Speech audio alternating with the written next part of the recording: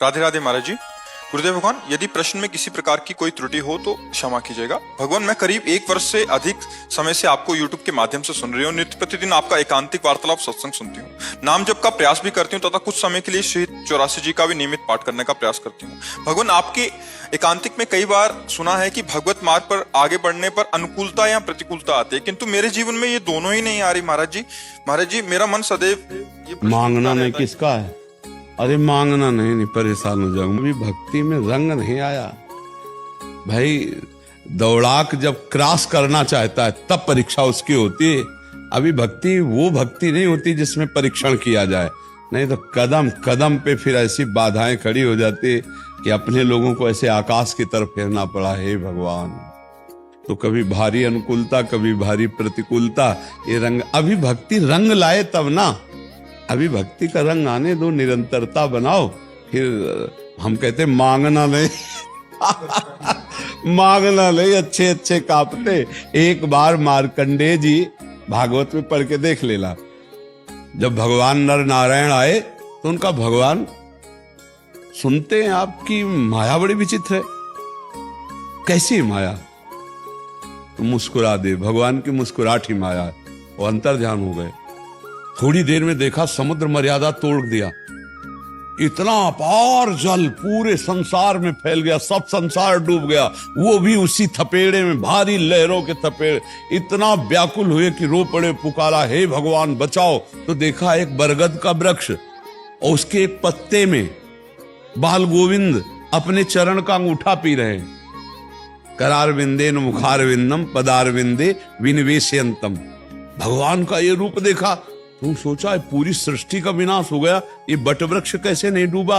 और ये छोटा सा बालक तो हंस दिया, जो हंस दिया उनके पेट में चले गए। वहां भी महाप्रलय, वहां भी हाहाकार। अरे फिर हंसा तो बाहर आ गए, फिर वही प्रलय आग्नि। अंदर से पुकारा, प्रभु बचा लो बचा लो।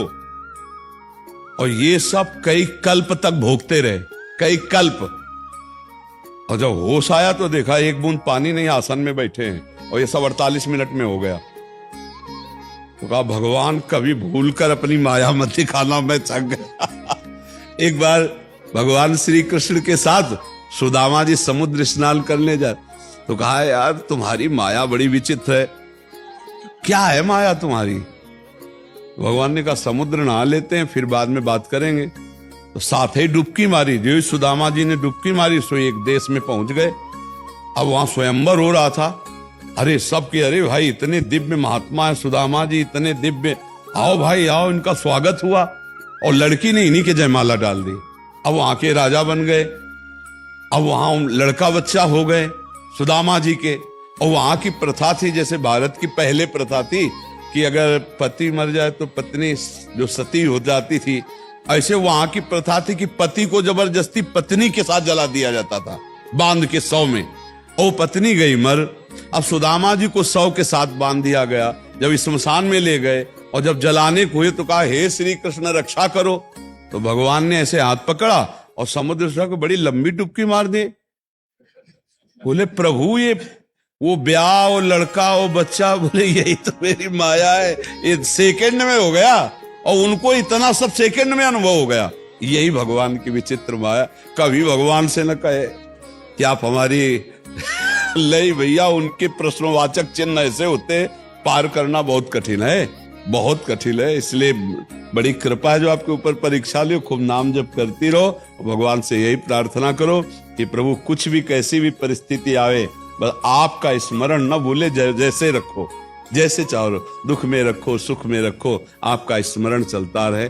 और जब भक्ति रंग लाएगी तब प्रतिकूलता अनुकूलता अपना हाहाकारी स्वरूप धारण करती है।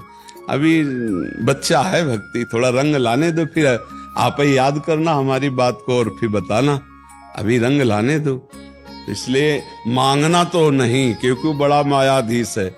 एक बार नामदेव जी ने कहा कि भगवान विट्ठल से कि अब हम आपको पहचान लिए।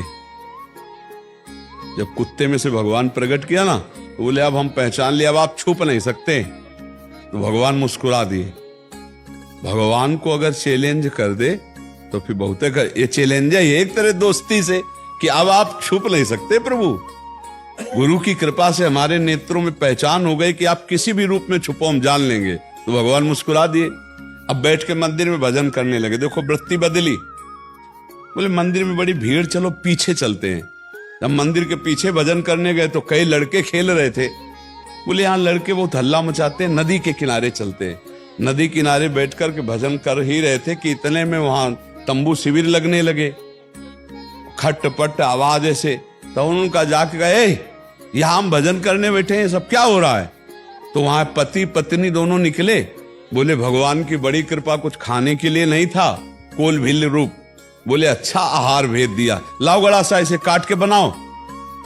नामदेव जी ने कहा तुम बुरा फंस गए, या तो हमारे को भोजन बना लेंगे।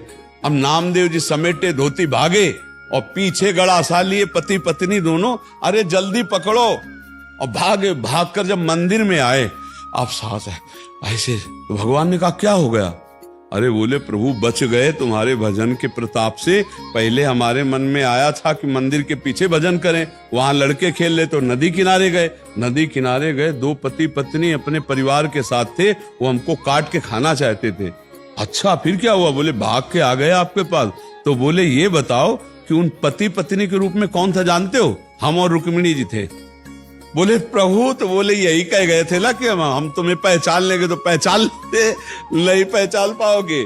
सोई जालय जे देव जलाए। अगर वो पहचानना चाहे, भगवान पहचानना चाहे तो वो पहचानवा दे, नहीं तो अपने आप नहीं पहचान सकते। बड़ा विचित्र खेल है उनका।